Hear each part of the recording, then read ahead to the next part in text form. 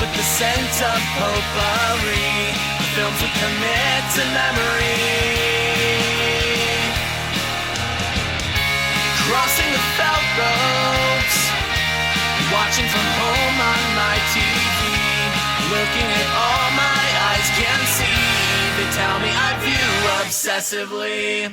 Hello and welcome to The Obsessive Viewer. We're a movie and TV podcast that covers a specific topic, be it genre, trope, movie, or show each episode. You can find more of our work at obsessiveviewer.com, and while every episode will always be free, if you'd like to support what we do here, you can become a patron at patreon.com/obsessiveviewer for tons of bonus audio content, including TV and book reviews, immediate reaction movie reviews, Patreon potpourri episodes, movie commentary tracks, early access to content, and much, much more.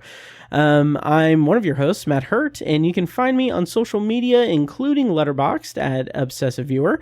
And today on the show, we're going to be reviewing the latest Marvel Cinematic Universe film and the kickoff to Phase 5 of the Marvel Cinematic Universe, Ant-Man and the Wasp: Quantumania, which is currently in theaters, and we're going to round out the show with a probably brief review of Somebody I Used to Know, the new rom-dram movie starring Alison Brie and directed by Dave Franco and written by Alison Brie and Dave Franco.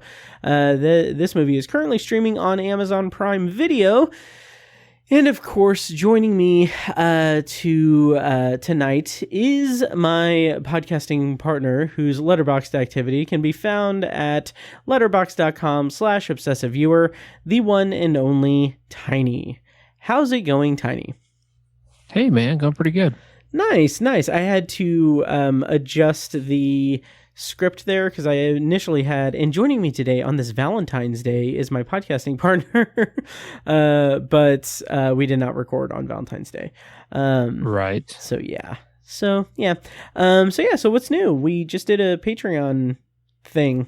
How did you feel about that? Pretty good. It was, Nice. We talked about a lot. It was long. We did. It was a very long one. Yeah. So you can find that at patreon.com/obsessiveviewer.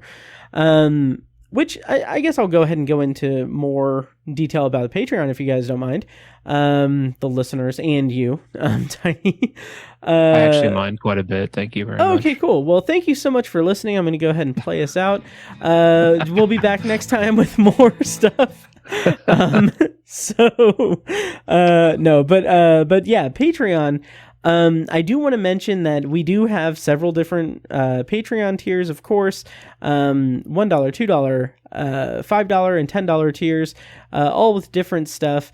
But I just launched 2 new specialized Patreon tiers. I think I've mentioned this on Tower Junkies. I've mentioned it on Anthology, but here on, I think I mentioned it here too. But anyway, we have 2 $4 specialized Patreon tiers. So basically, if you only want Stephen King related content, because since we do Tower Junkies, you can pledge $4 and just get Stephen King stuff, not anything else, not any B-roll stuff or non-Stephen King commentary stuff. It's just a specialized tier for Stephen King related stuff.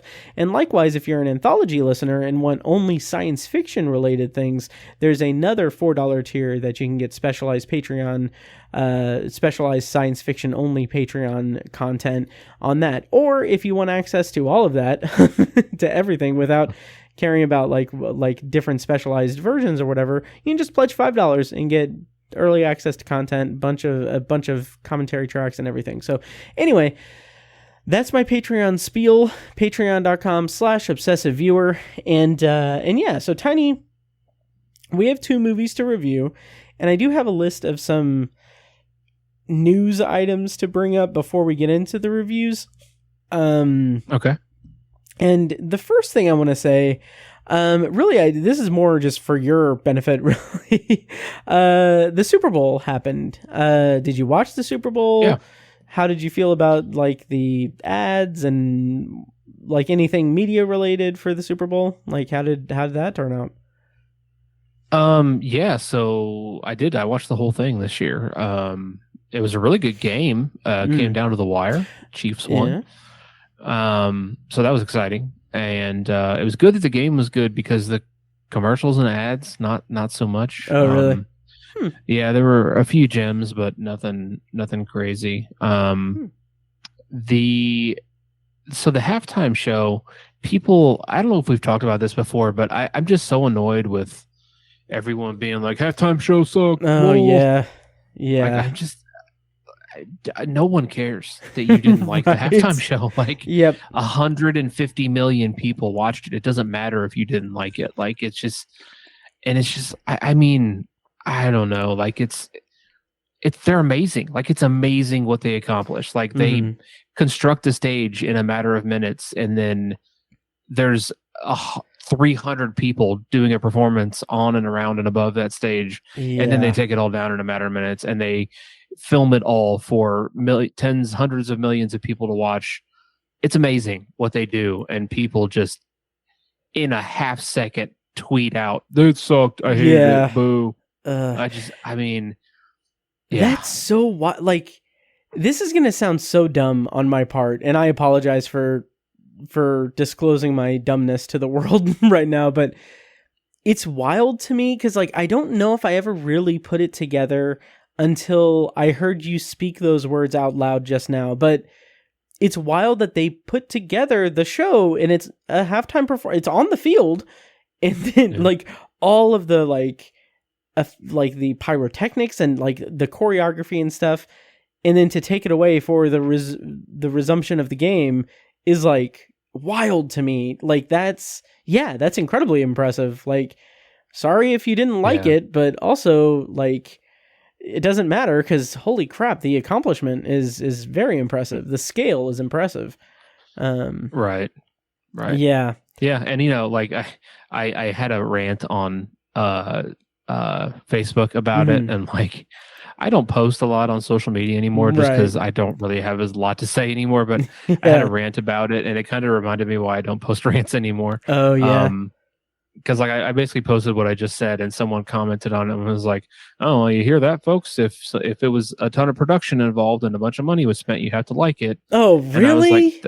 And I was like, that's not at all what I said. Yeah. Okay. That's not whatever. the point at all, but okay. Yeah. Jeez. So, wow. But yeah, I mean, I don't know.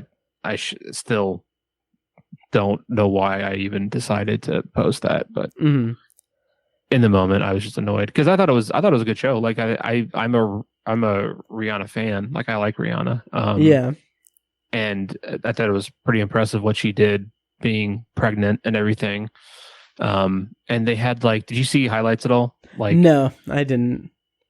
They literally had like 6 or 7 platforms that they were suspending in the air that people were dancing on, including Rihanna. Like, she was like, I think they said like 150 feet in the air. Like, and this was like a 10 foot by 10 foot platform that they had like on wires that they were suspending in the air, and they had like 7 of these, and there were people on them the whole time, and they were going to different elevations and moving up and down and moving all around, and people getting on and off of them. And there was a huge stage. The stage was massive. It was like, because it's 120 yard long field, and this seriously was probably from like 120 yard line to the other 20 yard line. I mean, this is huge, a huge stage.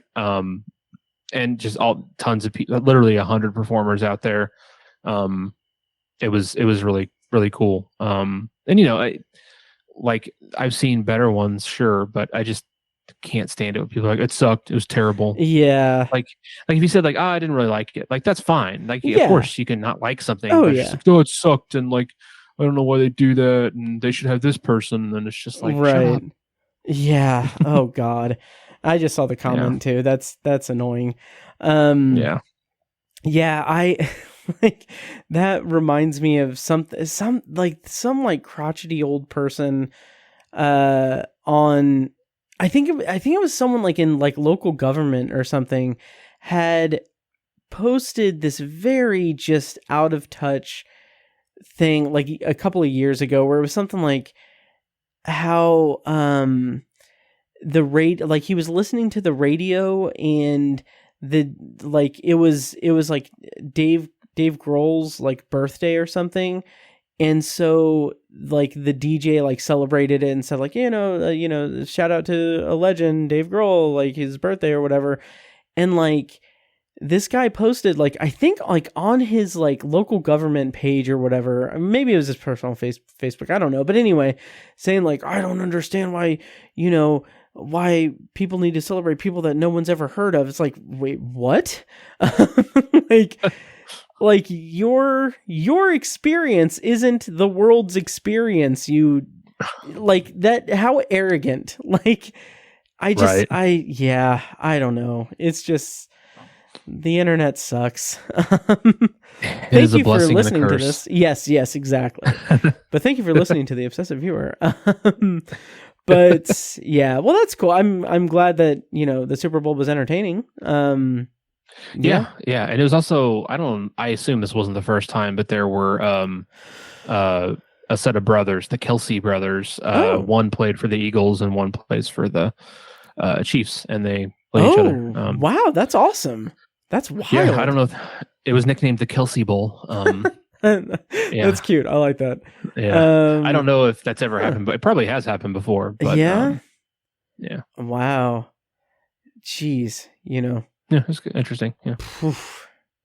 What Super Bowl was this? Super Bowl, like, the number 57, I think. 57. Also, that's just, as an aside, that's just wild that the Super Bowl and the NFL is that young. Like, I don't know, that just feels like wrong. Right.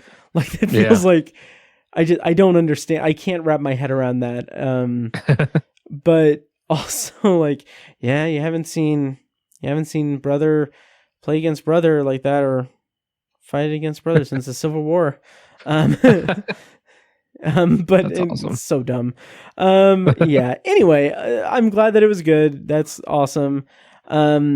A few things else. I'm gonna kind of rapid fire through some of this stuff because it's just really brief. But since last time we released an Obsessive Viewer episode, my friend Nick was on the show to talk about what did we review? We reviewed You People. That was the supplementary review. What was the other review we did? Knock at the Cabin. Knock at the Cabin. That's right.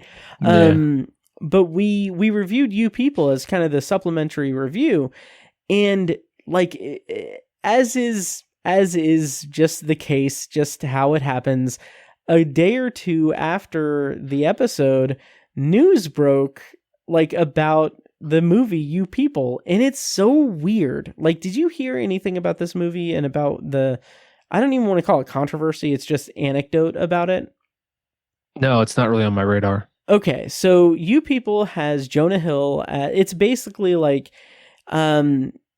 he's in an interracial relationship, and he has to meet his African American girlfriend, fiance's parents, and Eddie Murphy is just very, like, domineering kind of presence and everything. So it's kind of that. It's not good. It's not a good movie. It's very cringy and at times, like, very offensively cringy. And it just doesn't work all that well. But one of the actors in the movie was on a podcast or something, and he said that, like, it's wild because I was there on set when they filmed the big, like, kiss scene, and it was so weird because they had Jonah Hill and I can't remember the actress's name. They had them kind of like move in for the kiss, and then they stopped about, like, a foot away from each other.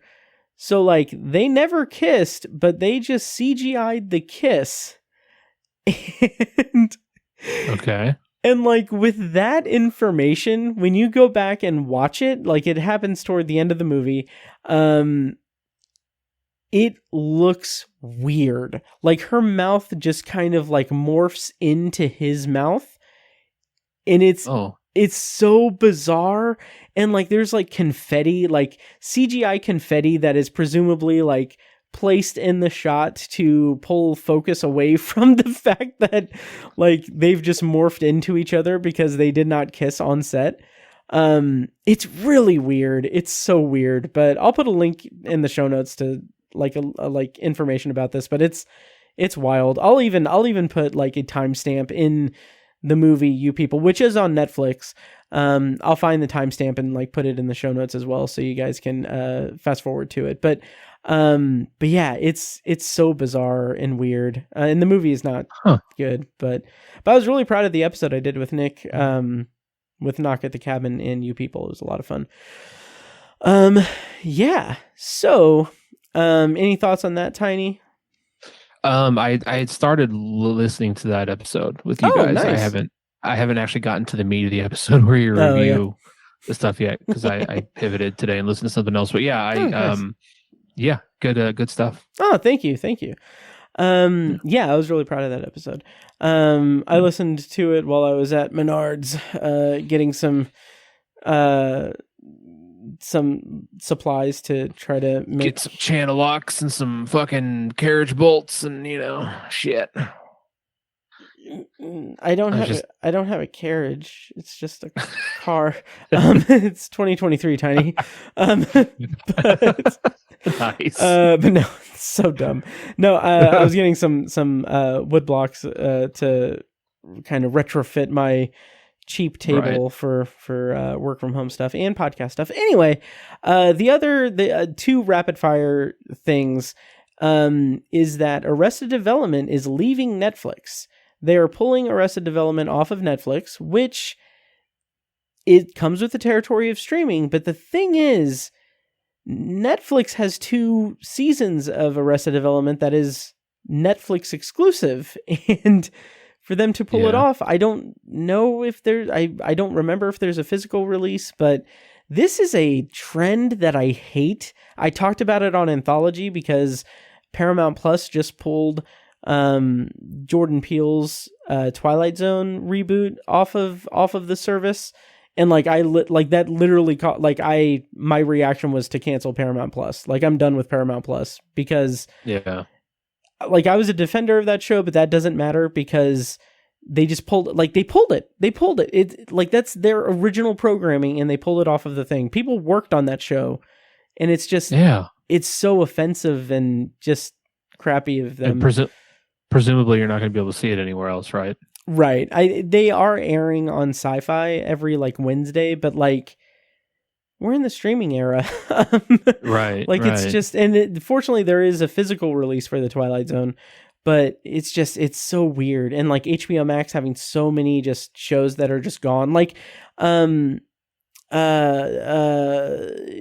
Kind of an Ant-Man and the Wasp connection. William Jackson Harper, who makes an appearance in Quantumania, he was in season 2 of Love Life, which was on HBO Max. Season 1 had Anna Kendrick. Both of those seasons are gone, and there's no way to watch that show. And the first season was good. Wow. I really liked it, and now I'll never be able to see it again. Well, there are ways, but and that's so weird too, because you would think from a technological standpoint, what cost is involved with keeping those shows available? I really don't. I think, and I'm not. I will preface this by saying that I have not done my due diligence. I don't know the specifics, but I think it comes down to royalties. I think it is. I think it literally comes down to the powers that be not wanting to pay residuals to the people who worked on the show, for it to just exist on streaming. So this isn't even my understanding of it. This is just my assumption. I have a feeling that maybe it comes down to we can sell this show to an actual network, or we can sell it in syndication to a network. We can control how many times it airs on television, and that in that case we can control how much we pay out in residuals to everyone involved, or we can have it on the streaming platform in perpetuity and pay out a lump sum or pay out a set amount of residuals every year for a show that may not be streamed as much as it would be shown in syndication, or is streamed less than it would be shown in syndication, but we're paying more in residuals. That's my assumption. I'll dig into it and look and maybe put a disclaimer in the show notes or something, but yeah. But it's also, that's a good point. I hadn't really thought of that.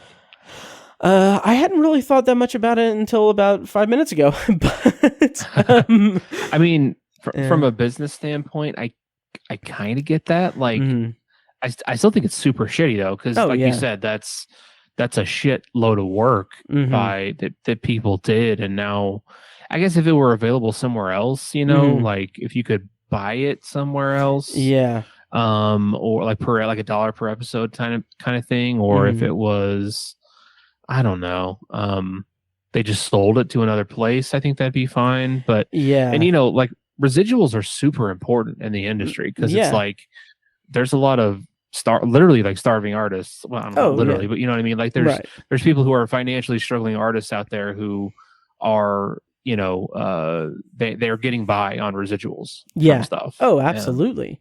Oh yeah. Yeah. It's just, it's messy. I don't like it. That's kind of an unfortunate symptom of the technology, I guess, is that that complicates that process, I guess. Absolutely.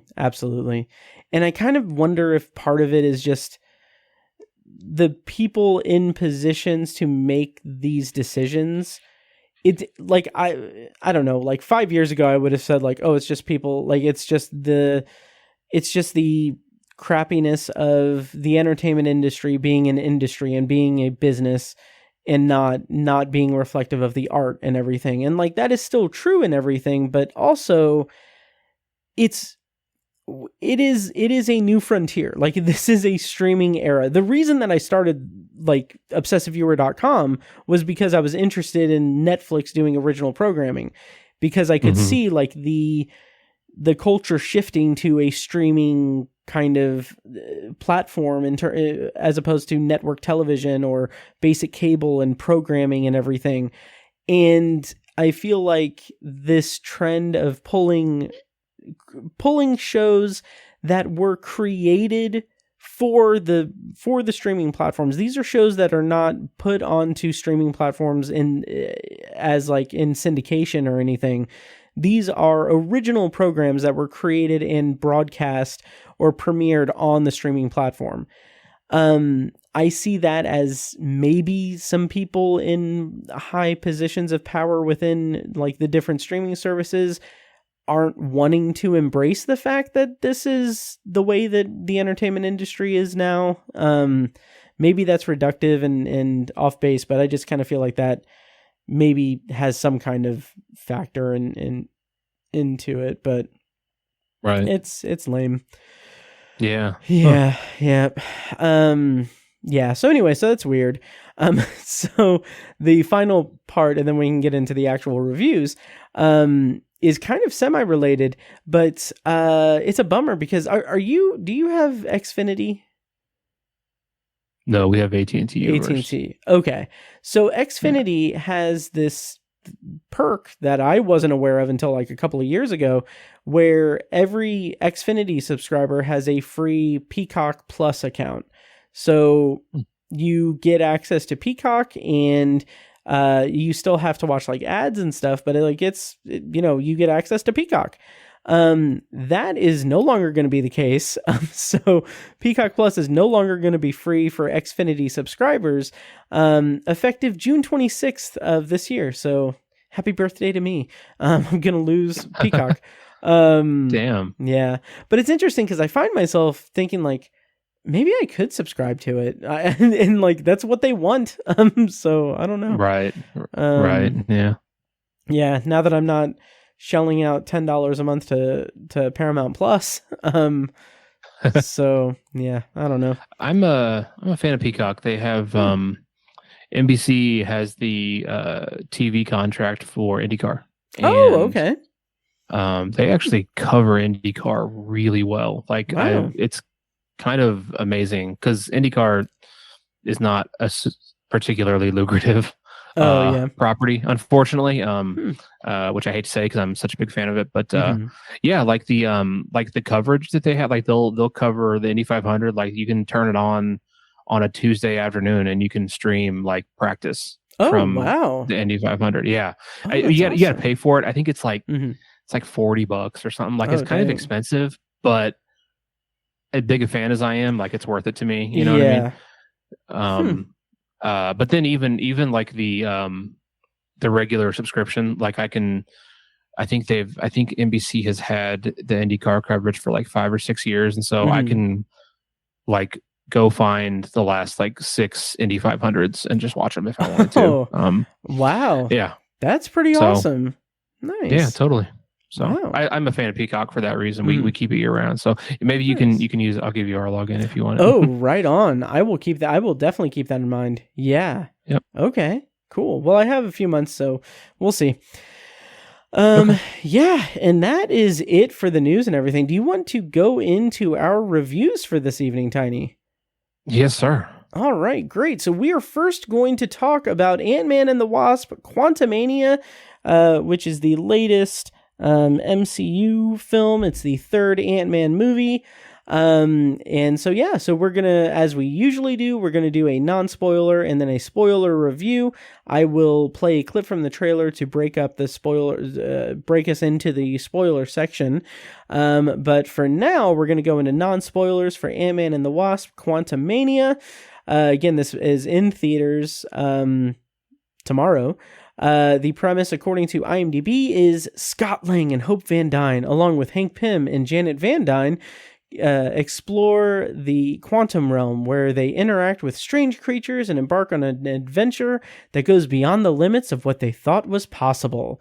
The movie was directed by Peyton Reed, written by Jeff Loveness, stars Paul Rudd, Evangeline Lilly, Jonathan Majors making his debut as King the Conqueror, Catherine Newton, Michelle Pfeiffer, and Michael Douglas. So, Tiny, in broad terms, how did you feel about Ant-Man and the Wasp: Quantumania, and how do you think it stacks up in the MCU and in the Ant-Man kind of sub-franchise? So you and I were talking about it in the theater after we saw it, and I don't have a very vivid memory of the Ant-Man movies for whatever reason. I remember the first one better, but the second one, like I cannot remember that movie at all.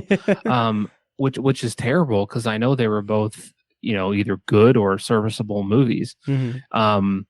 And so I kind of feel bad about that. It's something I really need to revisit. But so for this movie, I was positive on it. I thought it was pretty fun, and I thought there was a ton of imagination in the movie. It sort of made me think of Doctor Strange in the Multiverse, because of the imagination involved with creating multiple universes and multiverses and all that stuff. That's just a really challenging thing creatively. And I think they achieved some success with this movie in that regard. I was really into that part of the movie. I feel like it certainly wasn't a perfect movie, though. There was some stuff that was kind of dropped, some characters that weren't really developed hardly at all. And ultimately, I was into the conflict, and I liked the villain. I thought Jonathan Majors was great. I really like him. I haven't seen him in a lot, but anytime I see him, like I can't take my eyes off him. He's a very enigmatic person. Like he just has a presence, and I'm impressed by him so far. Great casting for such a intense villain. And Paul Rudd, it's great to see him as a leading man, and he's been fantastic as Scott Lang Ant-Man. He's delivered on that role every time he's suited up for it. So, there was a lot of things to like about the movie, but I think I don't know if this is going to be, as we're moving into the next phase of the MCU, if this is going to be almost forgotten as like an introductory thing and just not really remembered and gone back to by a lot of fans. I'm curious to see where it's going to fall in this whatever phase we're in, 5 or 9 or 77. I don't even know. But yeah, I'm curious to see in the grand scheme of that phase where it's going to end up. But for now, I think it was a good introduction to Kang the Conqueror, and again, just an imaginative movie. So I'm positive on it, and I liked it, but there's some issues creatively. Nice. I agree. I definitely agree with that. There are some issues and everything. And I am absolutely in camp Jonathan Majors. Like, he is a phenomenal actor. And I think his casting as Kang the Conqueror, who he made an appearance in the final episode of Loki, season 1, spoiler alert, but not necessarily as Kang. He was a variant. He was He Who Remains. And that was kind of the soft introduction of Kang into the Marvel Cinematic Universe, which is appropriate, but this is his big, like, coming out party. And I think that his performance is phenomenal. His performance is very, very, very good. But I think that the movie doesn't quite gel that well with everything else going on, and it kind of feels like the MCU is kind of spinning its wheels a little bit. I've been pretty soft on phase 4 and everything post Endgame. Like, there's been some really good stuff, some really enjoyable things, some really great things even. I've loved Spider-Man No Way Home. I really enjoyed Multiverse of Madness. I really liked Loki and WandaVision and some other stuff I've seen. But, like, for all of that, we have, like, Eternals was just completely forgettable, and we have Thor Love and Thunder, which I thought was a mess, a narrative mess, the farther I get away from it. And so going into Ant-Man and the Wasp Quantumania, it kind of feels like I wanted to give it the benefit of the doubt, and I wanted this to be like, okay, this is the official start for the multiverse saga. This is really where it's going to get cooking. This is where it's really going to get the ball rolling and everything. Kang is the main villain of this movie, so he is going to be like, this is going to be his big moment in the Marvel Cinematic Universe. And at the end of the day, it's kind of a mixed bag. He is a very formidable foe. This is a very strong introduction for that character, who is like he is the Thanos of the multiverse saga. Like, he's that level of villain. The Avengers movie that is going to cap off the saga, the first one, is Avengers: The Kang Dynasty. So, like, Kang has a big part to play in the next 2 phases of the MCU. So there's a lot weighing on the movie, but I think that without Jonathan Majors, this movie is not really that good for me. Paul Rudd is charismatic and fun, as he always is, but I feel like the script really does a disservice to him, to Hope, to Janet, to Hank, and to Cassie. Like that, like the Ant-Man family, I felt was overall underserved throughout the movie, and it felt like they were just bystanders. Like I made the joke in the Patreon recording I did, but like, it was just like, this is Kang's movie. The Ant-Man family is just living in it. But it's just, it felt so scattered and so kind of lifeless. Like, the movie introduces some conflict between Scott Lang and, like, him struggling to keep his family afloat and struggling to get the I guess the approval of his daughter, or to repair, I guess not even repair really, but just trying to have a good relationship with his daughter post the blip. And, like, that's all good stuff, but this is all just completely secondary. So I don't know. I'll talk more about that in spoilers and everything, but my kind of big takeaway, and I did write a review on obsessiveviewer.com. Check it out. I'll put in show notes in the link. But the kind of my big takeaway from it is that this movie is an interesting, like, it's a little over 2 hours long, which is relatively short for an MCU movie, but it feels like it is just very much divided into 2 sections. It is the quantum realm, building up that, and then Kang and that conflict in the second half. And I don't know, it just felt very sloggy in that first half. So I don't know. We'll talk more about that. But yeah, I don't know. How did you feel about the Ant-Man family storyline and everything? I feel like your assessment's pretty fair. Especially when it comes to I feel like the whole onus of the movie where you know, it's no secret they end up in the quantum realm, right? Right. The whole onus of the conflict was so they kept pushing it back and saying like, okay, what is the source of this? What's going on here? Like it took a long time to get there. I feel like it was like partway through the second act we finally get like, okay, this is why these characters are at odds. This is why there's all this conflict here. Mm-hmm. But they just danced around it with all these like kind of one-off lines or unresolved lines for like 45 minutes of the movie. Yeah. Why are you afraid of the quantum realm? Well, I can't tell you. What is down there? Yeah. Well, I can't tell you. Like right. Exactly. Yeah. Exactly. I was like, this is just goofy. I don't know why they're doing this. Mm-hmm.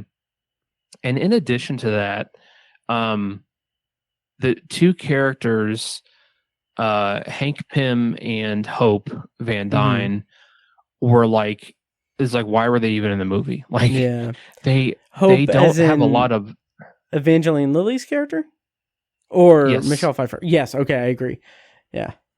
Yeah, Hope Van Dyne. Yeah, Janet. I mean, she was pretty integral, and she had a lot to do in the movie, and they developed her and everything. Mm-hmm. But Hank Pym and Hope Van Dyne, like especially Hope, like Evangeline Lilly has to be pissed because like she's had nothing to do for like since the second Ant-Man movie. Like because like in the Avengers, she got snapped, right? She got snapped away, right? Didn't she?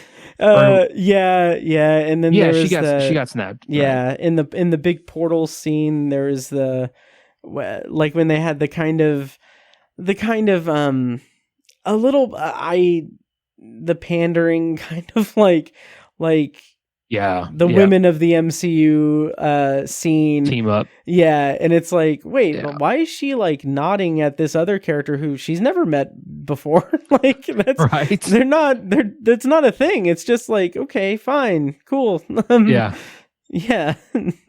Right. Yeah. So she just, I mean, in Endgame, she just kind of shows up at the end, which I mean, a lot of characters did. Yeah.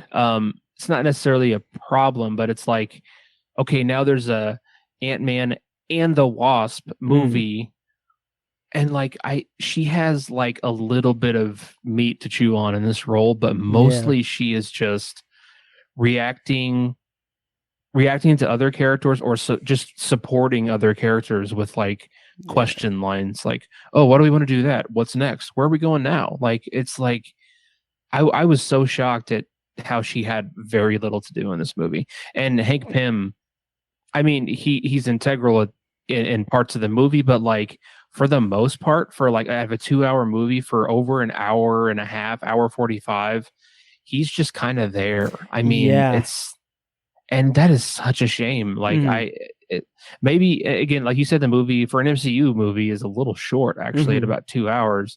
Maybe if they had made it, 220, 225, 230, there would have been more meat for those characters. But that to me, that was the most shocking part. Because it's just odd how they're doing that. I think they gave a lot of development to Janet Van Dyne, Michelle Pfeiffer's character. And then Cassie, she changed a lot, which was good. I think Catherine Newton did a good job. Yeah.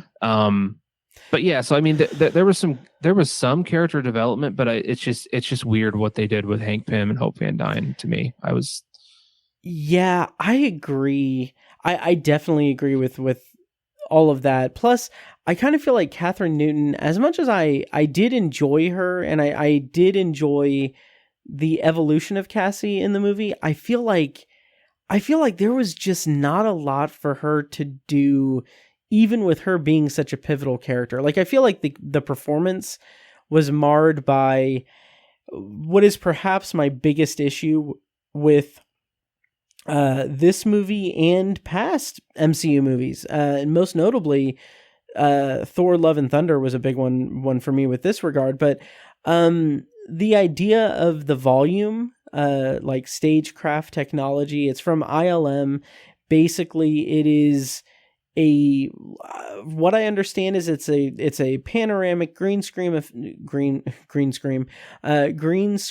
effect. So it's basically they can create a 360 degree CGI world. So what they've done is like, I mean, yeah, it's prominent in Avengers Endgame with the portal scene and everything, but like in Thor Love and Thunder, it just looks god awful in some parts for me. Like there's a whole section where they meet Zeus or whoever, like I think it was Zeus, that just felt like, okay, this is a soundstage. This is a 360 degree green screen soundstage. And what I feel is that to do that for Ant-Man and the Wasp, Quantumania, by making the entire movie take place in the quantum realm, which I had issues with that as well, but like there were numerous times where I felt like the green screen effect, anytime there's a close up, and this goes across the board with this like volume thing, the stagecraft technology that they use. Anytime that there is a close up with people, like in the frame, the background looks terrible. It looks like the coloration, the lighting effects on the faces of the actors looks completely off, and it takes me out of the movie, and it happens way too frequently throughout the movie. So I don't know, like that kind of creates this diminishing returns for me with going into different MCU movies and everything. It's just I don't know, it bothers me on that front. But anyway, yeah, did you notice any of that? Does that impact your enjoyment of it at all? Yeah, it's funny because Ben mentioned the same thing, like how you guys are both bothered with the CGI and everything, and it's funny because it does not. I don't notice it at all. Okay. And it's not like I'm not saying your opinion, like I'm not saying that's invalid. It just does not jump out to me at all. I'm so Nice.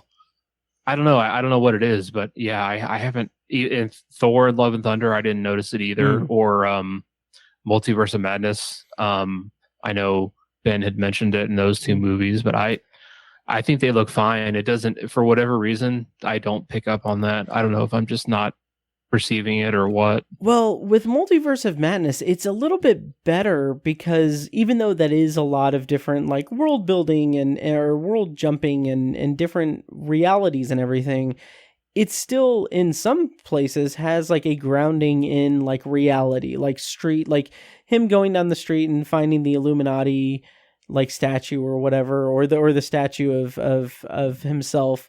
Like that's based in like reality. Like with Ant-Man and the Wasp, it's just the entire movie takes place in the quantum realm, and when you have the entire movie taking place in this fantasy thing, in this fantasy realm, or this different area, I kind of feel like the CGI needs to be just perfect, and it wasn't for me. But okay, yeah. But even with the visuals aside, I think that it's a mistake to have Ant-Man just take place completely in the quantum realm, because part of the charm of Ant-Man is the imagination of Ant-Man is like using his surroundings and going like going big or going small and everything, and using his surroundings and everything to kind of just do all of this crazy stuff.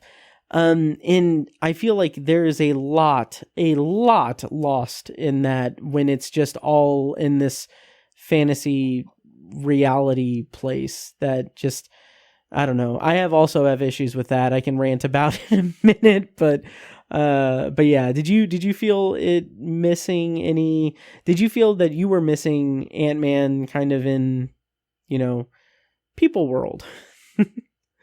I don't think so necessarily. Okay. I was pretty impressed with the quantum realm. Because this is the first time we've ever spent at least that I can remember, that we've ever spent any significant amount of time in the quantum realm. That's where the imagination came in for me. I was like very impressed with all of these interesting looking alien creatures, basically, and just the way the world looked. And there's some politics there. There's not just a culture. There's dozens of cultures of these different species, sentient species, and all that stuff. And I thought that was all pretty creative, and I was entertained by that for sure. So that didn't bother me. I did find at the beginning where he's kind of sort of a man on the street walking, and you're kind of like in his conscious, and there's like a voiceover where he's kind of talking about like, "Hey, I'm Scott Lang, welcome back to whatever," and he's just talking about everything. I thought that was funny, enjoyable. Yeah. But I didn't necessarily feel like the movie needed more of that, I guess. One part that I was in the moment, I didn't think much about it, and it didn't bother me. But looking back, I think some of the actual like combat, if you will, in this movie is sort of lacking, especially in comparison to Infinity War and Endgame, and even No Way Home and Multiverse of Madness. I felt like it was just sort of unimaginative in that regard. Like, in Infinity War, there's the whole battle on Titan between all the Guardians of the Galaxy, Tony Stark, Spider-Man, and Doctor Strange, all fighting Thanos, and like the way they team up and the creativity of that actual fighting, like not just the choreography, but the way they work together and the way that Thanos uses his powers against them it's amazing. And that's just one example across several movies. Same thing with, Doctor Strange getting into it with any number of other powerful beings in Multiverse of Madness. It's creative. It's interesting. It's shot really well, but I feel like that was sort of missing in this movie. Like there's some cool parts and some fun parts where he's either incredibly tiny or really big, that are entertaining. But they've been done before. They're not really new. Like we've seen him do both of those things, and it's just not like there's a part where obviously there's kind of like, a big, the major conflict at the end. There's a boss fight, if you will, between him and Kang, and it's a pretty basic fist fight. Like there's not really, and like I'm not against that. If I've been watching like a martial arts movie, obviously that makes sense. But I just feel like in the quantum realm between Ant-Man and Kang the Conqueror, like they're just they're just having a fist fight. Like it was just kind of weird. And like I feel like there was a lot of that. Also the Wasp, she doesn't really do a lot. It doesn't do anything new, right? For sure. There's a couple new things fighting wise. We'll talk about it in spoilers, but I don't know. I feel like that's all like super, super forgettable. And again, nothing new, no cool new thing that he does. Tony Stark did something. Iron Man did something new every single time you saw him. Like he had some new stabilizer, new weapon, new suits, and it was just amazing. And Stark Industries passed so much of that technology on to the other characters like Spider-Man and Captain America, and all these characters would get new shit all the time. And it was so fun to watch how it would evolve. The combat would evolve.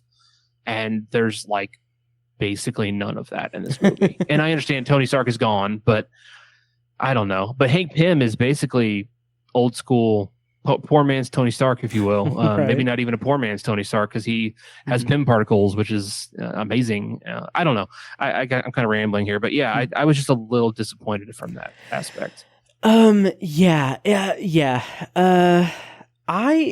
We'll talk about the kind of fist fight aspect of it in spoilers, because I think in in the grand scheme of things, I enjoyed that, but I do agree that there is not a lot of innovation or imagination with the combat in this movie. And part of that is I'm going to kind of dovetail into my one of my big criticisms about the quantum realm itself and everything, is that it also didn't grab my attention like any of the factions in the quantum realm. Like that whole like lore that takes up the first hour of the movie, where we're supposed to care about these creatures and these different, like, their history and everything. And this is going to come across as incredibly cynical, but here's what I thought it was. This is what I this is what I said in my review. This is what I said after the movie. It felt like the quantum realm in this movie was, the first hour of the movie is Marvel doing Star Wars cosplay. It feels like the world building, like the different, like the ecosystem of the quantum realm feels like it's just a copy and paste of whatever Star Wars weird planet place setting. It feels like it could have been used in a Star Wars movie or show, or in this. It felt like there was nothing very imaginative about it. It just felt like this is an aesthetic that we're going for. We're going to create some kind of cute characters too, and we're going to give this one character like a kind of badass persona and everything, but I couldn't follow, or I didn't care to follow their whole plight, their fight against Kang. It was like information overload. And the cynic in me, and I don't, like, this is probably not the case, but because I didn't care enough in that first half about the quantum realm and the issues within the quantum realm, I found myself just assuming that, like, this is what I just assumed, and I put this on my Letterboxd blurb, but I just assumed that Marvel was thinking that, okay, well, Guardians of the Galaxy is about to conclude its trilogy with Volume 3, and James Gunn is heading over to DC. He's going to head up the DCU. So why don't we go ahead and just make Ant-Man the new, like, Star Wars riff aesthetic of the MCU, since we're losing Guardians of the Galaxy. Let's make the quantum realm the cute Star Wars kind of vibe, so that we can we can reach a certain demographic, if you will, or whatever. And it just felt really just uninspired to me. Like when it gets to a point where, like, the people who have been subjugated by Kang throughout however much time, when they have like a pivotal moment, I'm like, okay, fine. I don't really care. Honestly, it's fine. This whole, like, scenario is just background noise for a weak Ant-Man plot and a pretty interesting introduction to Kang the Conqueror. And I feel like that's my biggest issue with the movie, really, is just the kind of inconsistent storytelling and world building across the board, really. So yeah, that's fair. And it's funny, you and Ben both mentioned like the Star Wars kind of thing. And it's funny because I didn't make that connection, but once you guys both said it, I was like, that was pretty Star Warsy. Yeah, that actually makes sense. So I get it. And I agree with you on the whole. It's funny. It was a 2-hour movie, and we talked about how normally it would be a little bit longer. And having levied the criticisms that we've talked about so far, I think a lot of it could have been better fleshed out with a longer runtime. Like, because a lot of stuff felt kind of rushed. Like you were saying, like the whole plight of the creatures of the quantum realm and their cultures and their societies was pretty glossed over for the most part, and could have been, with maybe a longer runtime and some more time to flesh stuff out. We could have had we could have had that, and that could have been much more satisfying. Mm-hmm. Which I'm not necessarily in favor of making movies longer just to make them longer, but if it's going to make them better, then do it, right? I don't know. That's my opinion, but yeah, it's interesting you said that because I hadn't really thought about it. The whole kind of, I was like I said, I was overall impressed with the representation of the quantum realm, but now that you said that, I think they totally could have spent some more time developing that stuff. Yeah. Yeah, and it's kind of a shame. I will say that at least in my estimation, at least it felt reasonably cohesive insofar as half the movie is one thing, the other half is another thing.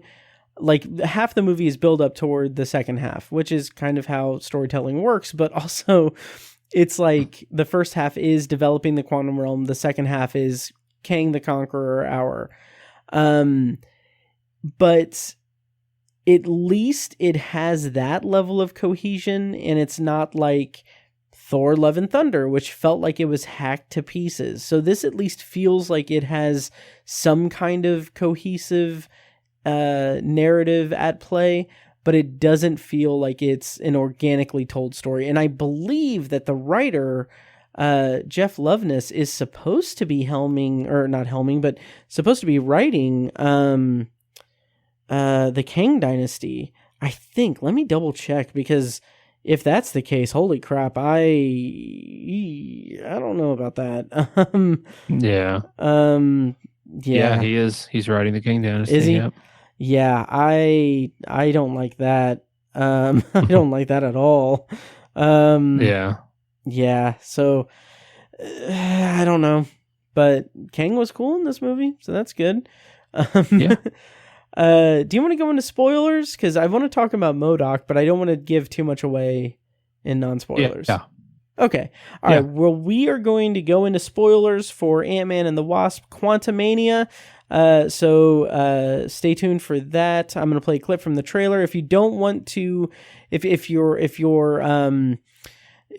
haven't seen the movie yet and you don't want to listen to the spoiler review, check the show notes for timestamps to jump ahead to the next segment.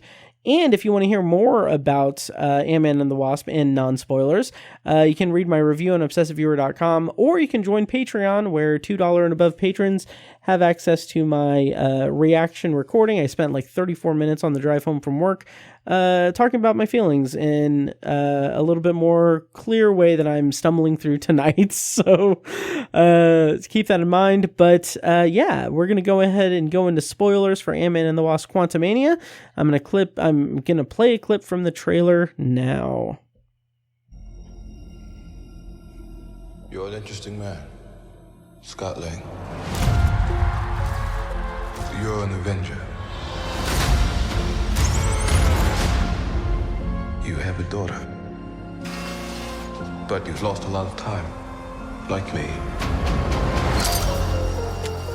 We can help each other with that.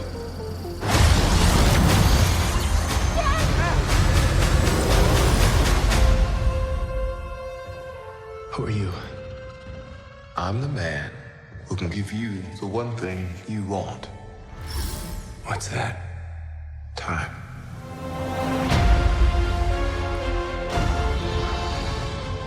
It can rewrite existence. So, spoilers on for Ant-Man and the Wasp: Quantumania. Tiny, let's talk a little bit about MODOK, and then we can kind of fill in the spoilery blanks with the rest of the movie. I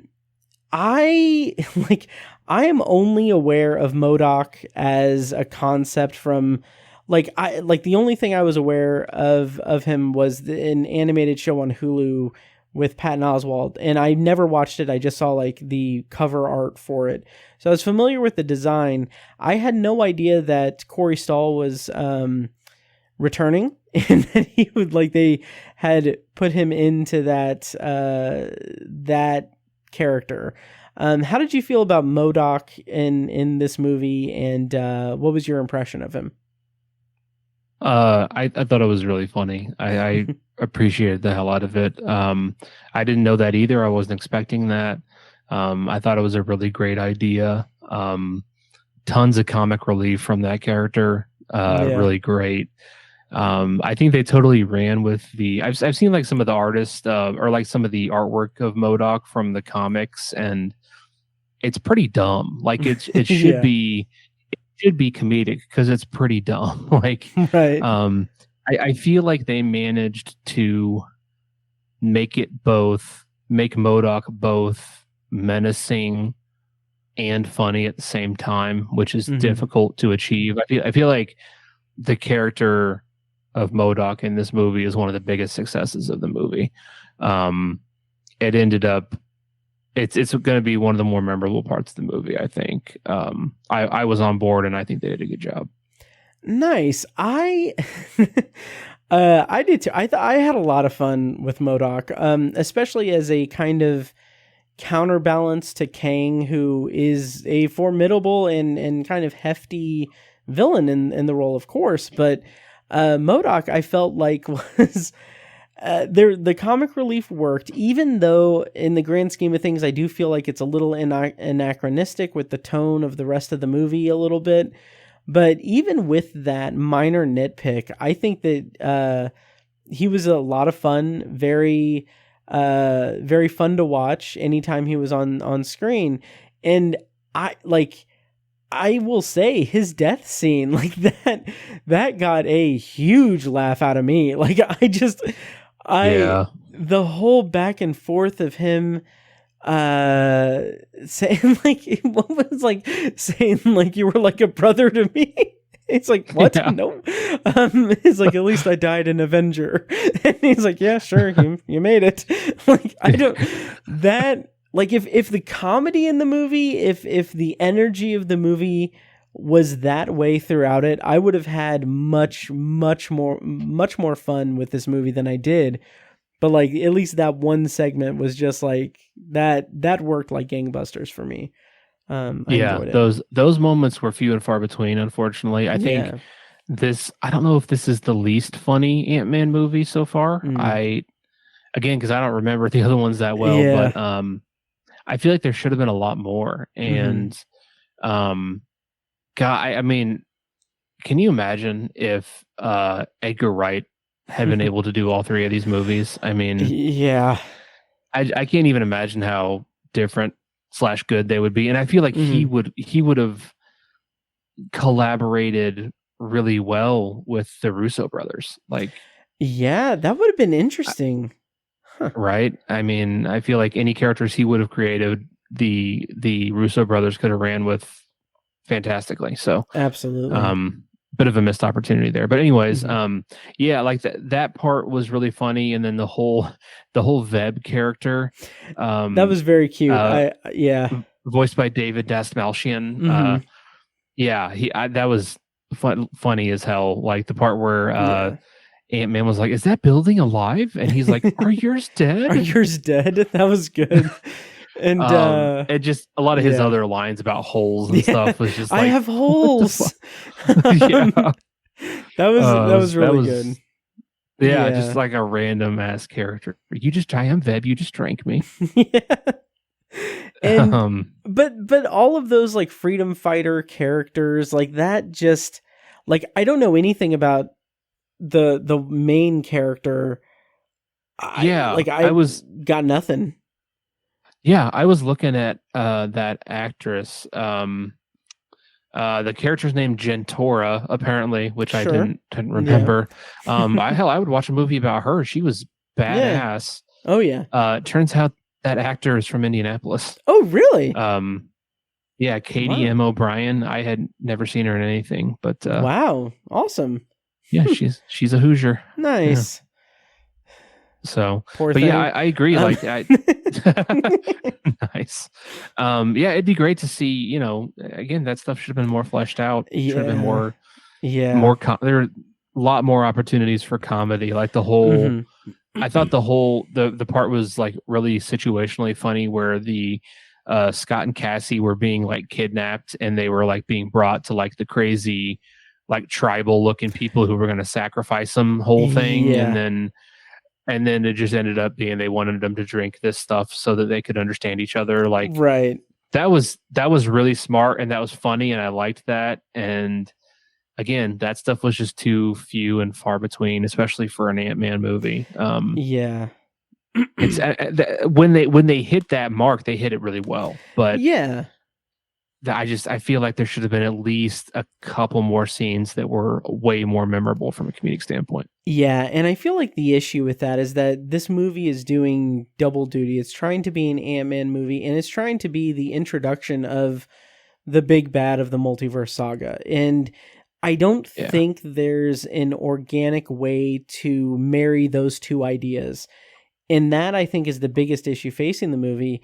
But also, as much as I like Jonathan Majors, as much as I like Kang's introduction in this movie, as much as I like Kang as a concept in the MCU and in this movie, I wasn't I wasn't blown away by him as a character. And I think that that's because the rest of the movie didn't really work all that well for me. So I think that dampened my appreciation for Kang as, as this being an introduction to a big bad villain. But it kind of felt like, I think, and this is I'm gonna struggle through this, I'm sure, but I feel like this felt less like to use previous MCU nomenclature and everything from the Infinity Saga.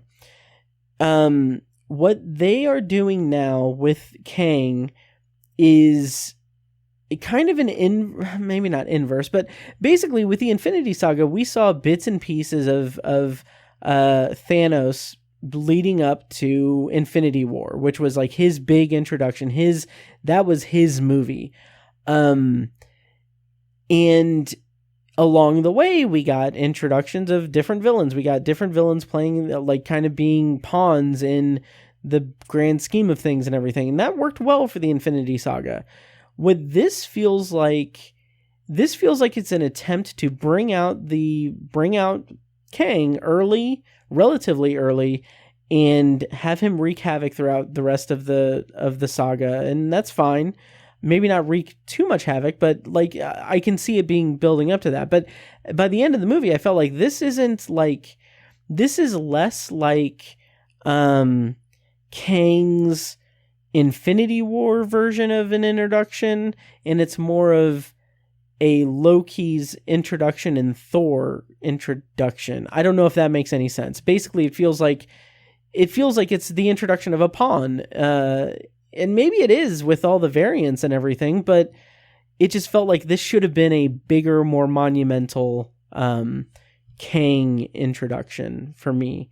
And it faltered a little bit there. So I don't know. Yeah, that's totally fair. And I don't know that they'll ever be able to recreate the presence of a Thanos. Like I just don't know if that's doable. Yeah. But I feel like, and again, I don't know the background of the Kang character. I don't know the whole Dynasty storyline. That's me not neither. Something I'm familiar with, really. But I feel like I think my interest is very piqued in regards to Kang and like where this is going. But I agree. I feel like this wasn't as subtle and gradual as an introduction, like what they did with Thanos. Although I do feel like with Thanos, they drug it out too long. Oh yeah. Because he first showed up in the first Avengers movie, maybe, and then it took like 5-6 years before we really got like a full scene or like a true appearance, I guess, of Thanos. So, but again, this feels like kind of the opposite, where it's like a little bit too much too early, I guess. I think that's sort of similar to what you were trying to say. I think you're spot on there. I think they could have handled this a little more delicately. Yeah, and I feel like I'm gonna probably eat my words down the line, because the kind of caveat that I have with this is that yes, that it is, in the grand scheme of things, it doesn't feel like the big monumental, like big bad introduction or anything, but also by design, it's technically not really the case either, because he is a variant, and like he was banished to the quantum realm by like the Committee of Kangs or whatever, the Kang, like the Kang Club, and we see that in the mid-credits stinger that they are all like freaking insane, and like his whole idea is that he was banished because he needs to stop all the variants of Kang from, you know, destroying all existence or what. I don't know. That's another thing. It was very vague. Like it was not that well brought out, and it just felt like a tease. So I don't know. Yeah. So yeah, that's fair. I don't know. I don't know if I disagree with you, but I think maybe as far as the movie goes, that was a little vague. But I feel like the stinger, the mid-credit stinger specifically, was pretty compelling, and like, okay, there's a lot going on here. That's obviously, these are the people who banished him, and they're going to be up to no good. Like, this is the future of the conflict of the next phase. Like, I think that was pretty clearly laid out in that regard. So yeah, and I was a little lukewarm on the kind of just depiction of like pure insanity, like all the Kangs, which is fine. Yeah, that was a little much. Yeah, yeah. It felt weirdly like, it felt comical, really, and not very threatening. And it is threatening, but it's not. It just felt more like a comedic thing, which felt wrong. Yeah, and it's funny because you mentioned Jeff Loveness, the writer, was involved in this, and he's going to write the Kang Dynasty movie. He wrote several episodes. I was just looking. He wrote several episodes of Rick and Morty, and did he really? That whole I just want to call it the Council of Kangs, because it made me think of the Council of Ricks from Rick and Morty. That's right. And I was like, oh gosh, this is kind of this is a little derivative there. Yeah. I don't even know if he was involved in those episodes of Rick and Morty. I don't know, but that's what it made me think of immediately. So yeah, which I liked that in Rick and Morty. I thought, sure, yeah, I thought that was funny in Rick and Morty, and I liked it and everything. But I don't know if it's gonna have the same effect in the MCU. Yeah. Oof. Yeah.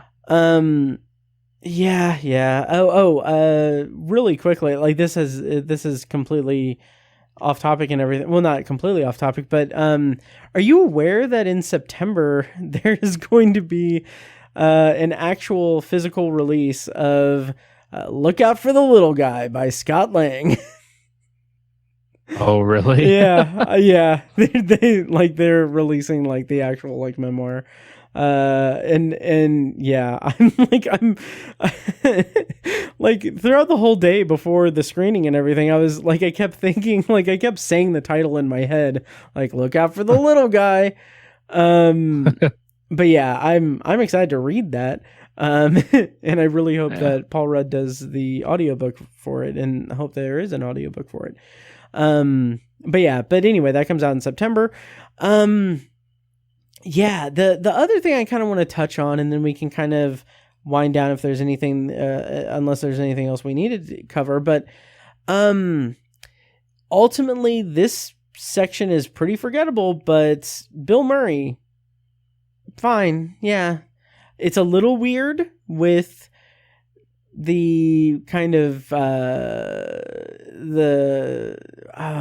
the improprieties that have been levied against him. Like, I don't know if it's necessarily sexual assault, but like the things that came out recently about him, that felt very kind of weird for them to keep that in the movie or not cut around it in light of that. But also it felt like it was a forced forced comedic bit contingent on the backstory that we and Hank and the rest of the like family are learning about Janet's time in the quantum realm.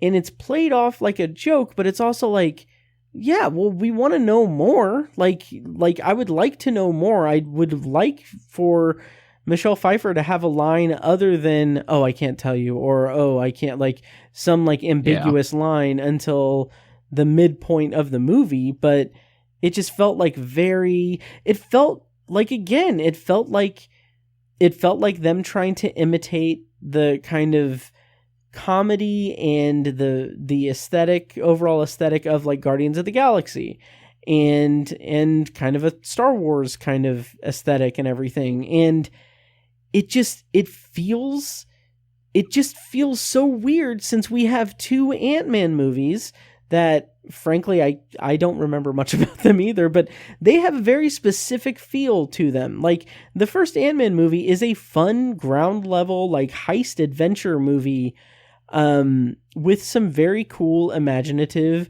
action sequences, and some of that is replicated from my memory in Ant-Man and the Wasp.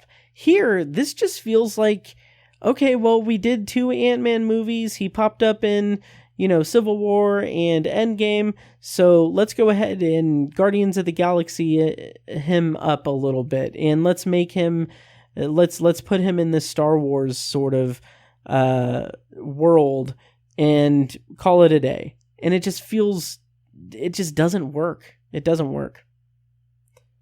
Yeah. Yeah. I agree. It was pretty sloppy. Yeah. Mm.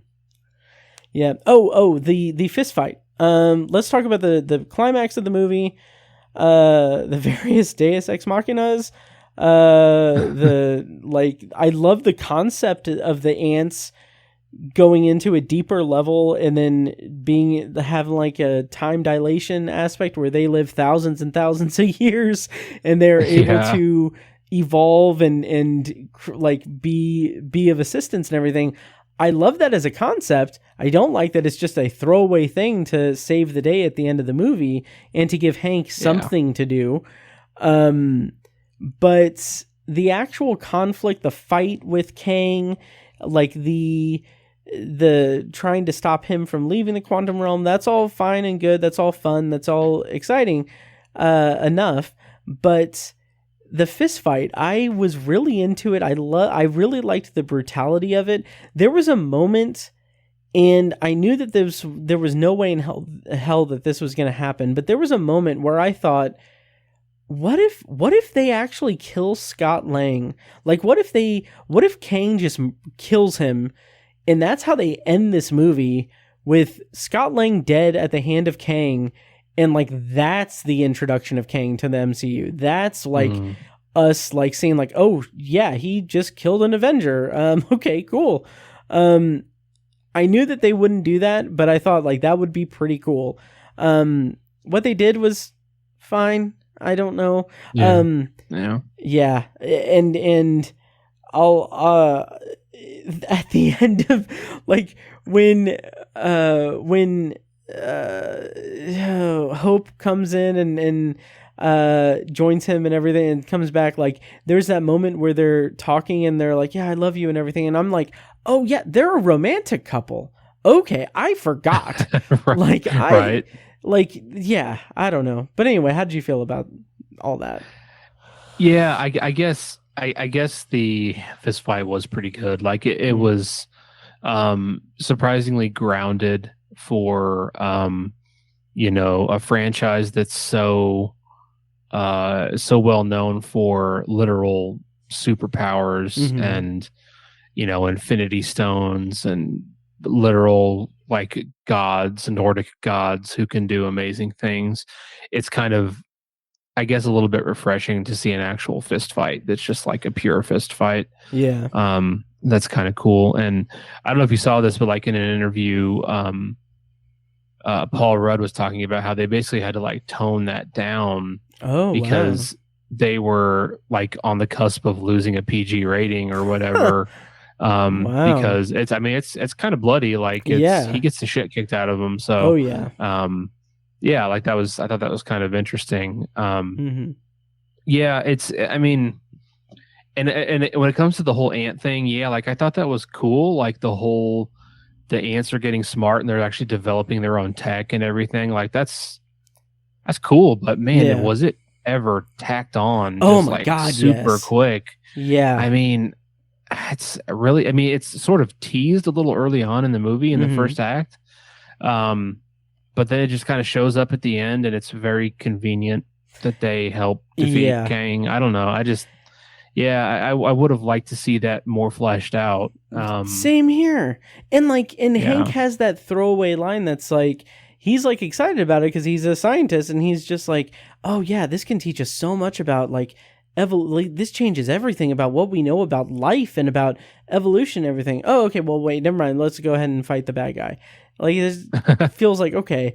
But that, and then also I kind of had to laugh at the complete sloppiness of this, but when the portal closes and everything and Scott is fighting Kang and he like has that big moment, like the big finishing move where he sends him, like throws the Pym particles at him or whatever he does. I don't like where Kang is in the little machine and he is destroyed or whatever. Then like I'm sitting there like and then it cuts back to the real world and you see Cassie and everyone like looking like, oh my God, where's Scott? Where is he? And then like, oh yeah, okay, well they have the little satellite thing. They can just open it up and get right to him and everything, and Hope can show up. And I'm just like, what the hell, man? Like, really? Right. Like, yeah. Oh, it felt so, like you said, with the ants, tacked on and very, I don't know, it just didn't work for me. But very convenient. Yeah. Yep. Yeah. So I feel like we're a little bit talked out on this for now, but yeah. What did you think of the final stinger, the post credits scene with Loki and Owen Wilson in old timey time seeing Kang? What did you make of that? Yeah, not much, frankly. Like I thought it was cool and everything. Mm-hmm. But I don't remember. This is bad. I don't remember Kang or his variant from Loki. Like I don't. I know he showed up, but I need to watch Loki again. Mm-hmm. And yeah, I mean, it's interesting that he's going to be involving the, presumably be involving the Ministry of Time or whatever the hell they were called. Yeah, I don't remember. Yeah, Owen Wilson's organization. Mm-hmm. You know, that's interesting, and I'm curious to see where that leads. But yeah, that's I was much more interested in the whole Council of Kang thing. I thought that was a little more fun. Okay, the Council of Kang was more fun. Yeah. Okay, yeah, that's fair. For me, I don't know. I thought it was interesting. Hopefully, that means that we get Jonathan Majors more in Loki season 2. I presume that was supposed to be the version of Kang that we had been with this whole movie. So it'll be interesting to see how that plays out, if he's like the sanest version of Kang, if he's going to be the one that's has to really stop everyone. I don't know. There's so many different ways that this can go.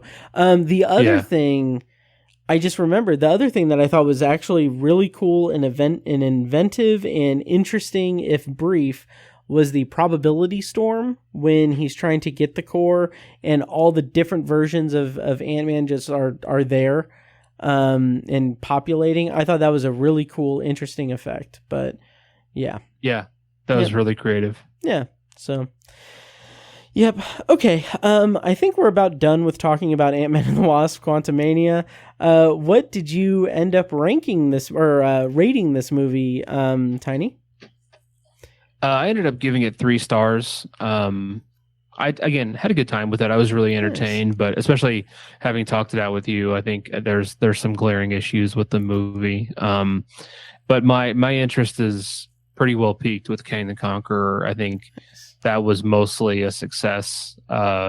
if that was the major driving force of the movie was to introduce King, I think they succeeded on that front. So yeah, definitely.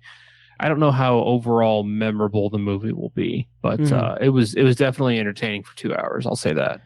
Nice. I have a complicated rating for this. Like, I came out of the theater thinking like, okay, 3, maybe 3.5 stars, just because Kang was really cool and I liked the stuff they did with MODOK, and there was some good stuff amidst the issues. But after like spending 34 minutes talking about it to myself for Patreon, that dropped down to like 3 stars. And then when I wrote my review today or last night, I was like, this is a 2.5 star movie. Like, that's just where I kind of landed on it. Maybe on subsequent rewatches of it, maybe that'll grow. But like for now, I just 2.5 stars because there was some just issues that I couldn't reconcile in this first viewing. So, yeah. All right. Yeah. All right. Well, we are going to wind down with a probably brief review of Somebody I Used to Know, which is on Amazon Prime. So we'll do a brief non-spoiler and spoiler section. The premise, according to IMDb, for Somebody I Used to Know, which again is streaming on Amazon Prime, is on a trip to her hometown, workaholic Allie reminisces with her ex Sean and starts to question everything about the person she's become. Things only get more confusing when she meets Cassidy, who reminds her of the person she used to be. This movie was directed by Dave Franco, written by Alison Brie and Dave Franco, and stars Alison Brie, Jay Ellis, Kiersey Clemens, Danny Pudi, and Haley Joel Osment. Tiny, how did you feel about this movie overall, in non-spoilers? I ended up liking this one. I thought, rom-coms are so formulaic, and I feel like all of them think they're different, or like they want to try to be different, or stand out from the competition, I guess, and a lot of them fail. But I feel like this one kind of succeeded. I feel like this is a relatively at least decently unique movie within that subgenre. I feel like it was a success in that regard. It has its issues. I think for a couple of relatively new writers in Dave Franco and Alison Brie, I feel like it's pretty good. Like, that's kind of surprising.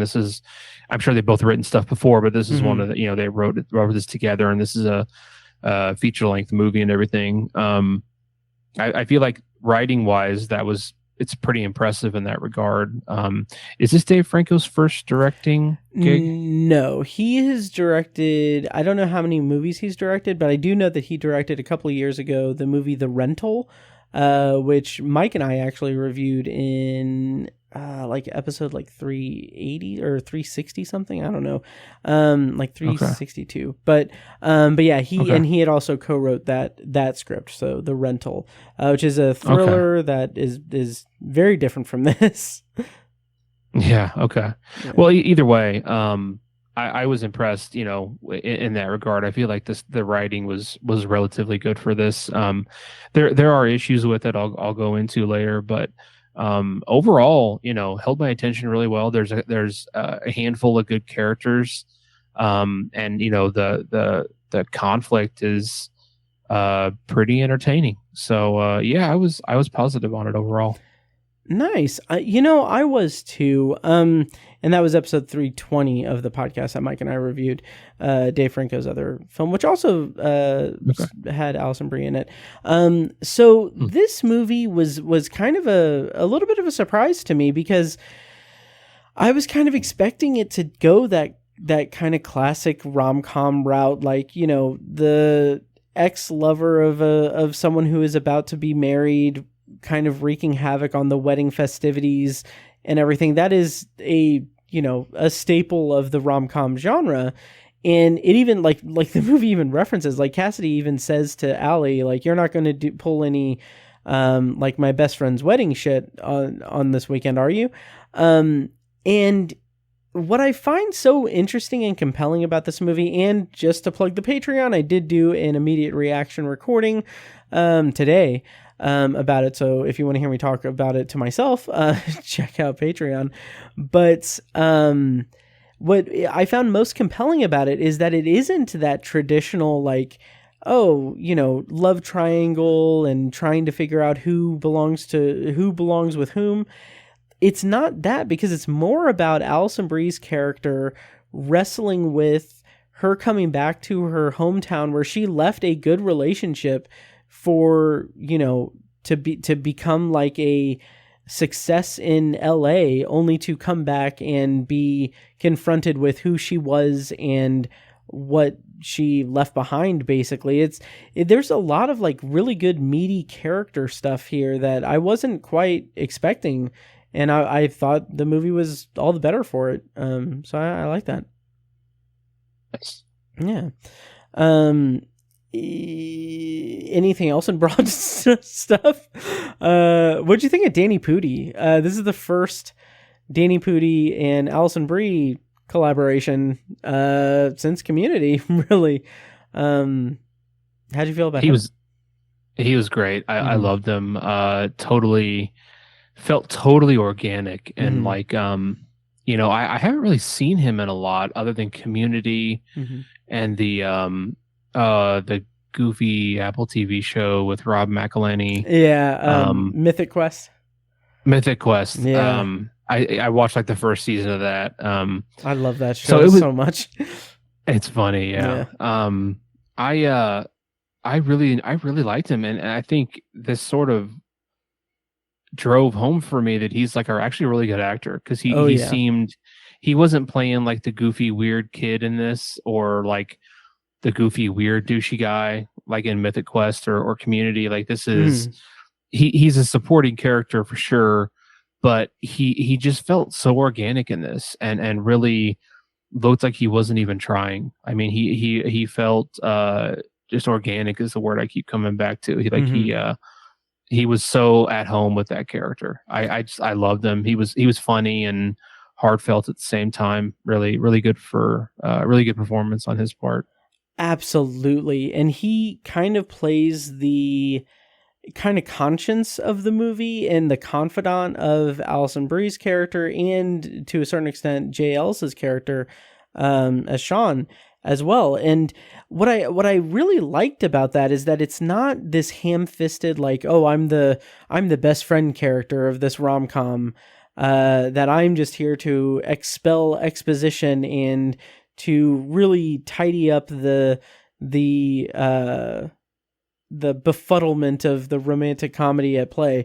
Instead, he's like saying like, why are you really doing this? Like, what he's getting to the bottom of like this psychology of what's going on. And he's making sure that the conscience of Alison Brie is not totally clear, but he's doing it in a way that is out of love for his best friend and wanting to protect the people that he cares about with all of this. So it's really interesting character turn for him, I think. Yeah. And yeah, do you want to go into a quick spoiler section for Somebody I Used to Know? Yeah, sure. Okay. All right, I'm going to play a clip from the trailer, and then we're going to go into spoilers for Somebody I Used to Know. So here we go. I still think about what would have happened if you hadn't left all those years ago. I've been kind of wondering the same thing recently. Like if maybe I made the wrong decision. I haven't felt that free in I don't even know how long. Sean, honey. Mom, hey. Allie? Jojo! Hey. What a wonderful thing for us all to be here. So thank you to the bride and groom for giving us a reason to celebrate. To Sean and Cassidy.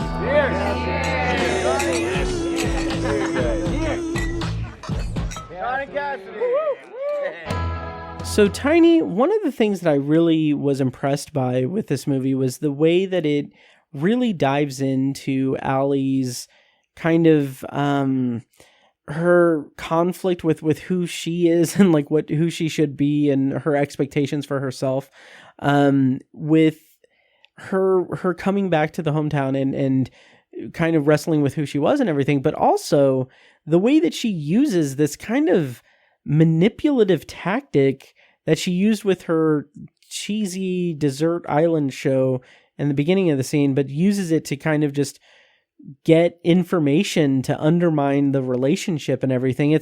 It's nice that this movie is kind of playing with that same the same tropes and kind of gross morality of like romantic comedies like this, but it is not letting the character get away with it, or it's not expecting us to sympathize with what is, you know, in some cases slightly reprehensible behavior. So I don't know, how did you feel about it in spoilers?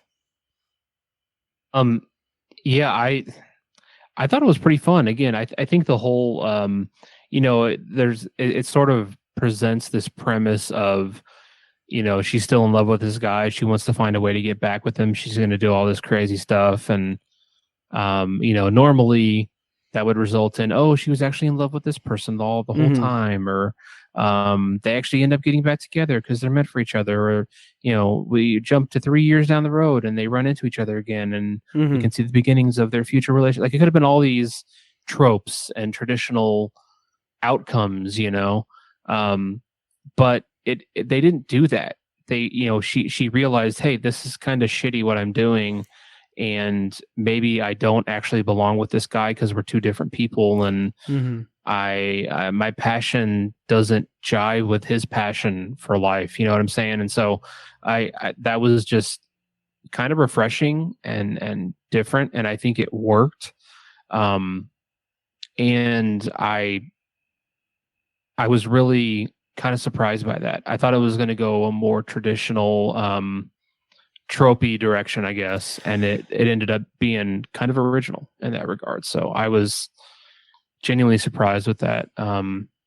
Also the performances, which I don't mean to jump to that, but I they weren't hit or miss, but you know, some people really stood out. I think Danny Pudi we talked about, but the to me, the standout was actually her name was Kiersey Clemens, who played the Cassidy character. I had never really seen her in anything, at least not that I remember.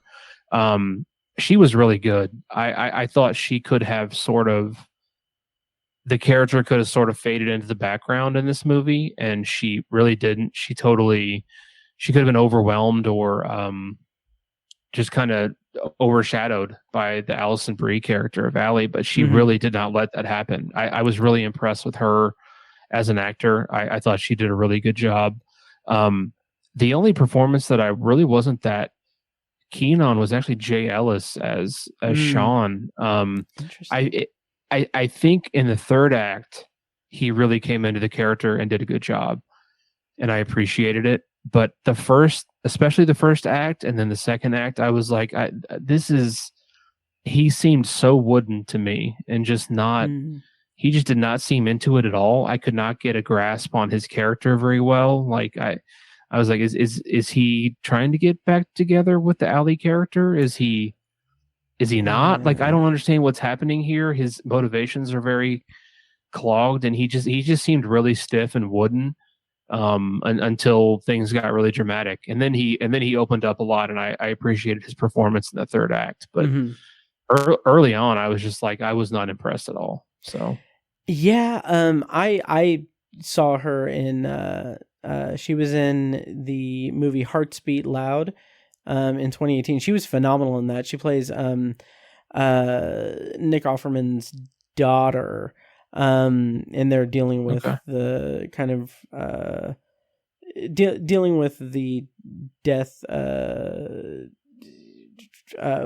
of the mother of their mother, or her mother. Anyway, it's about music. So anyway, it's really good. But anyway, I totally agree about Kiersey Clemens. I think she was phenomenal, and also I do agree that Jay Ellis is is a little bit stiff in the movie, but also I can't fault his performance too hard because I really appreciate the fact that it's Allie and Cassidy that end up bonding in the movie. That the movie isn't about necessarily about Allie trying to steal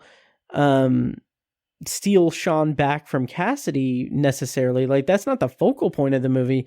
Instead, like, it's not a bunch of like meet cute stuff or rekindling stuff between those two like star-crossed lovers or anything. It's about, you know, Allie bonding with Cassidy and and learning about her and everything. And I thought that was really a clever kind of spin on conventional romantic comedies and everything.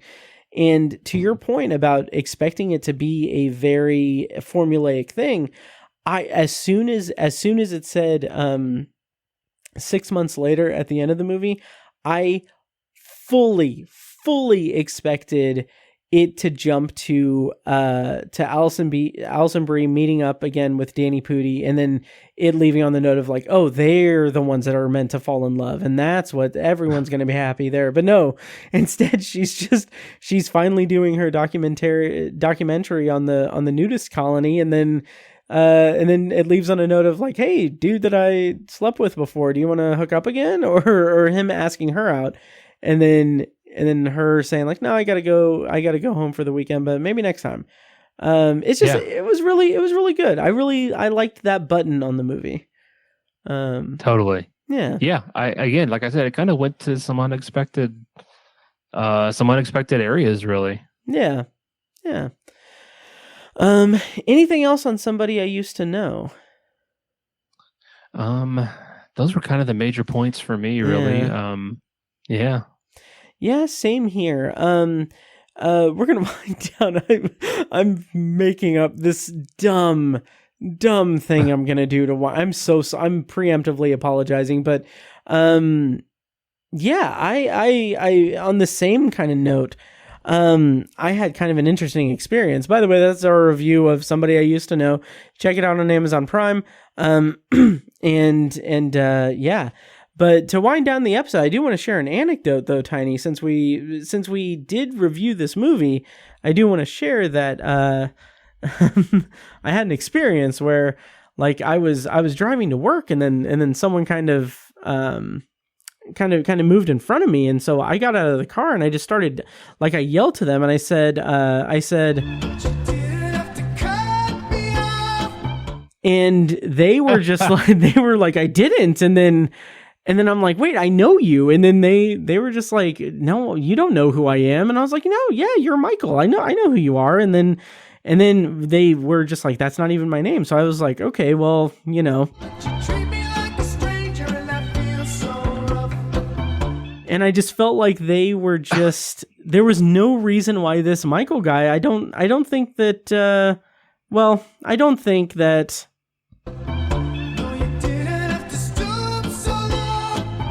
But at the end of the day, he was just turns out that.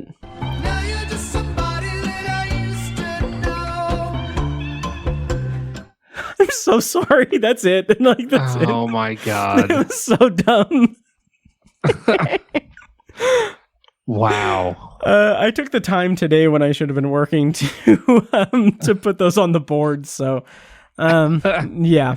So anyway. All right. Wow. Well, I'm not surprised at all. Yeah, no.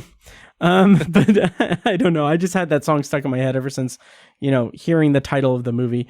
But yeah. So anyway, those are our thoughts on Somebody I Used to Know. What did you end up rating this movie? I think I gave it 3 stars. Nice. I ended up giving it 3.5. I enjoyed it.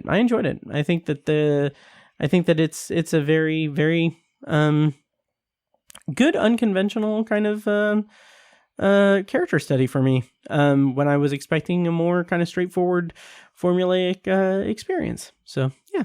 Yeah. Anyway, for sure. Yeah. Okay. Well, should we wrap up the episode, Tiny? Yes. Okay, so that is episode 390 of the Obsessive Viewer podcast. Before we go, I just want to say thank you guys so much for listening. Let us know what you thought of Ant-Man and the Wasp: Quantumania and somebody I used to know. And yeah, you know where to reach us and everything. Social media, Facebook, Twitter, Instagram, all of that stuff. You can also email matt@obsessiveviewer.com.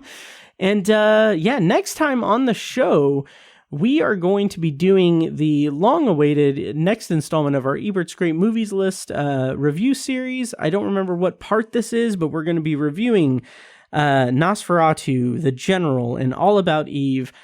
So look forward to that. Again, check out Patreon, patreon.com/obsessiveviewer for tons of content. Any parting thoughts, Tiny, or should we wrap it up? I say we wrap it up. All right, great. Well, I'm going to go ahead and play us out. Tiny, this has been a blast, as always. Thank you for joining me on this. Sir. So we are... That's it for this episode. I thought there was something else I was going to bring up, but I can't remember what it was now. Check out the other podcast, Tower Junkies. We're going to finally start the Dark Tower soon, and check out Anthology. But yeah, so thank you guys so much for listening, and we'll see you in the next episode. And now, enjoy this short clip from our Patreon exclusive RSS feed. For the full clip and more exclusive Patreon content, such as early access to episodes, TV, book, and movie reviews and reaction recordings, commentary tracks, and Patreon potpourri episodes, go to patreon.com/obsessiveviewer and become a patron at the minimum rate of $1 per month. Thank you and enjoy. It's a pretty decent show. Nice. And then I also watched, just briefly, Tar with Cate Blanchett, which we briefly talked about. Yeah, I wish I had seen it before the end of the year, because it would have been on my top 10. Nice. Really phenomenal. I mean, the biggest thing to point to is just Cate Blanchett putting on a fucking clinic. She's so good. Yes. I loved her in it, but I think the writing is also really good. It's a really good script. I thought a lot of the camera work was pretty basic. It could have been a little more immersive, with the exception of one scene at the there's a part where she does she teaches at Juilliard. Yeah, like that camera work was amazing. Like, it's all one take, and it's like constantly moving camera. Like, that was really incredible, but like, that's the only scene like that, really. I may be being a little harsh on it in that regard, because it's always difficult to shoot like in an orchestra hall and everything. Yeah. With the sound and all that stuff, that's difficult. But anyways, the movie is just it's incredible. I love the just the discussion of a form of art that I'm not super familiar with. And it's I've been to a symphony before. And it's totally entertaining, and I had and it was in Poland too. I went to a European symphony. Oh wow! I went to McDonald's the other day. Yeah, don't be too impressed. I made tacos tonight with a fucking pre-packaged seasoning from Meyer, so don't be impressed. But yeah, just like the politics of a symphony is like really, really interesting, because there's first chairs and all these. There's just politics, and it's funny to see that in art. And then just all the discussion, the depth of talking about music. Like, it's just amazing that people have that much. I don't know, that much depth to interpret art that way. It made me feel like. That new Miley Cyrus song is pretty catchy. Like, that's kind of how I felt, yeah. But the movie's fantastic. Nice. It's funny because let me think of how I'm going to make this joke.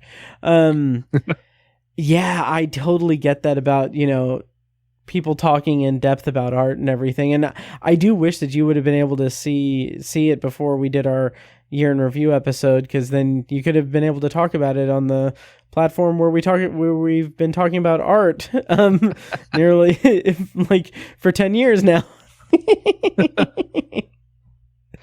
Oh my god. Yeah. Speaking of which, 10 years. Jesus Christ. Yeah. Yeah. A whole decade. Yeah. This podcast was edited and produced by Matt Hurt and presented by ObsessiveViewer.com. You can find links to all of our shows at ObsessiveViewer.com/podcasts. For exclusive bonus content, including reviews, commentaries, and B-roll episodes, you can subscribe to our Patreon at patreon.com/ObsessiveViewer. Thank you so much for listening, and we'll see you in the next episode.